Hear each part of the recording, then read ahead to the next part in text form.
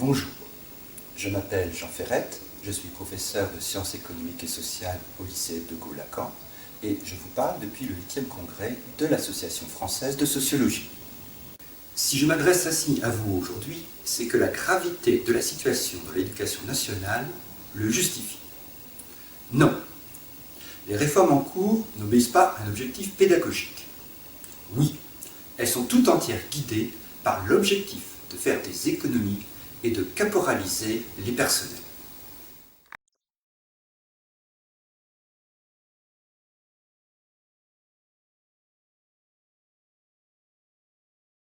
Faire des économies. Dans ma discipline, les SES, 70 postes seront supprimés, tandis que les heures dédoublées disparaissent. Caporaliser, mettre au pas. L'année passée, convocation au rectorat, courrier recommandé au domicile des enseignants, mutation d'office se sont succédés. Je voudrais m'adresser aux enseignants tout d'abord. Le mouvement Pas de vague, les stylos rouges, ont illustré l'indifférence de la hiérarchie face à la souffrance au travail. De plus en plus, nous devons faire face à des parents intrusifs, toujours suspicieux à l'égard des enseignants, agressifs et parfois violents. De plus en plus de collègues angoissent à l'idée d'une rencontre avec les parents. Découragement, perte de sens à son travail, burn-out, suicide parfois. Tout conduit à penser que les suicides vont se multiplier dans la profession. Vous avez pensé que c'était grave à France Télécom, à Renault? Agissons pour que cela ne se passe pas ainsi dans l'éducation nationale. Le contrôle continu au bac posera des problèmes insolubles. Dans certains établissements, il n'existe que 2 ou 3 enseignants dans une matière.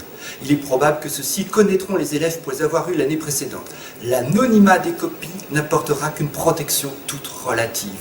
Les élèves n'auront pas beaucoup d'efforts à faire pour savoir qui les a corrigés. C'est la fin du double anonymat qui garantissait l'indépendance et l'objectivité de la notation.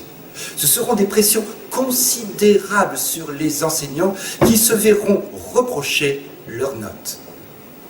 Je voudrais m'adresser aux parents d'élèves ensuite. On vous a beaucoup menti ces dernières années. L'enseignement ne sera pas plus personnalisé aujourd'hui qu'il ne l'était hier. Vous n'aurez pas plus de choix, mais moins de choix. Dans des lycées, la réforme est l'occasion de la disparition de certaines options. Théâtre, cinéma. Que reste-t-il des langues anciennes? De langues devenues rares, telles que le russe, l'italien et même l'allemand. Vous ne pourrez pas associer les spécialités que vous désirez, mais choisir entre des triplettes déjà constituées. Si la spécialité que vous visez n'existe pas dans le lycée, il n'y aura pas d'arrangement possible avec le lycée voisin. Ou alors, c'est que vous êtes assez influent pour faire intervenir le ministre.